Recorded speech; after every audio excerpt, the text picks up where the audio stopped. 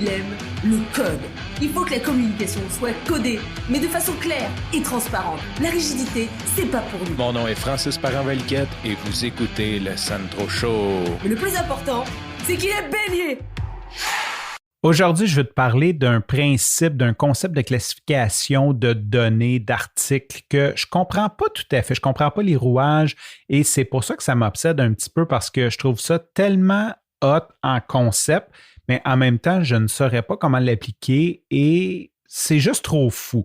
Bon, il y a des gens comme ça qui sont juste comme way over tout le monde, genre qui sont juste comme tellement capables de faire des choses, d'apprendre des choses, de mettre en place des choses rapidement.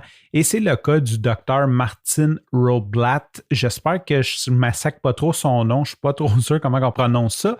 Il était invité sur le podcast de Tim Ferriss Show et son histoire est juste folle. Si tu ne sais pas c'est qui, c'est lui qui a lancé XM Radio. C'est un de ses premiers projets, mais il est comme ingénieur, il a aussi son droit, il a fait son droit, c'est un gars super brillant, il a le record Guinness d'avoir bâti un hélicoptère électrique, mais ce que je veux te parler, c'est il a parti d'une compagnie pharmaceutique, il a fait de la recherche pharmaceutique, mais la personne n'avait pas de background médical. C'est un ingénieur électrique, sa fille tombe malade, OK, puis elle a une maladie très rare qui atteint à peu près 2000 personnes par année aux États-Unis. Il y a comme 2000 personnes qui ont ça.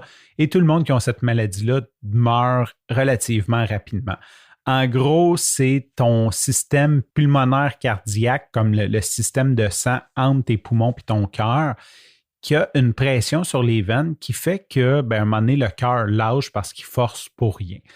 Cette maladie-là, c'est incurable, c'est très rare. Et lui passe ses nuits, ses journées avec sa fille à l'hôpital qui est jeune, je pense qu'elle a comme 8 ans. La nuit, il descend dans la bibliothèque de l'hôpital puis il essaye de lire et de comprendre au maximum c'est quoi cette maladie-là.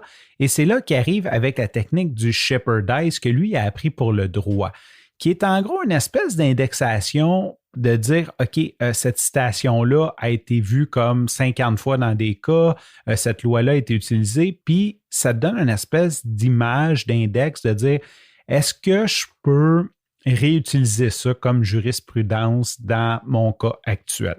Là, aujourd'hui, c'est facile avec Internet parce que tu tapes un mot-clé, tu les trouves, puis là, c'est tout indexé. Mais il faut quand même penser qu'il y a à peine 20-25 ans, quand tu étais avocat des jurisprudences, ça devait quand même, je ne sais pas trop comment il fonctionnait pour trouver ça. Et le shepherdizing, en tout cas aux États-Unis, c'était une pratique courante. Tu achetais le livre et là, il y avait les espèces d'articles de loi, combien de fois qui avaient été cités. Tu peux chercher par case. Ça fait une espèce de définition de dictionnaire totalement illisible que tu peux chercher. Ce monsieur-là, il a appliquer la même technique à des articles médicaux. Fait qu'il a commencé à lire des articles médicaux sur la maladie de sa fille, puis là, il lisait en bas les références aux articles, aux recherches, donc il lisait, et là, il se promenait d'article en article, puis il a comme commencé à classer ça en format Shepherdise pour essayer de trouver une cohérence, parce que des articles scientifiques, des recherches scientifiques, il y en a des milliers, des millions qui sortent par année et, mettons, je recherche sur quelque chose, j'écris dessus, je le mets public, mais ça ne veut pas dire que c'est valide, ça ne veut pas dire que c'est bon, c'est comme j'ai observé ça. Fait que tu peux en lire beaucoup avant de trouver quelque chose d'intéressant. Fait que lui, il a trouvé une façon, il a réutilisé ses connaissances de droit du shepherdizing pour finir par trouver une recherche que la personne a fait une expérience sur une molécule, puis la molécule, ce qu'elle faisait, c'est qu'elle enlevait la pression sur le système cardio-pulmonaire, mais elle touchait à rien du reste du corps. Longue histoire courte, parce que je ne veux pas te raconter tout son parcours, ce n'est pas ça le but, mais grâce à ça, il a réussi à partir une compagnie pharmaceutique, on s'entend, là, c'est pas un docteur, il n'y a rien du monde médical, engager des chercheurs, ils ont réussi à créer la molécule pour guérir la maladie de sa fille. Et aujourd'hui, sa compagnie, c'est comme une innovatrice dans le monde pharmaceutique. Tout ça est parti du fait qu'il savait comment classer ses données. Puis c'est pour ça que ça me travaille. J'aimerais ça comprendre ce système-là. Je ne sais pas si on pourrait l'appliquer à d'autres choses, mais je trouve ça vraiment hot. Sur ce, je te remercie pour ton écoute. Je te dis à demain et bye bye.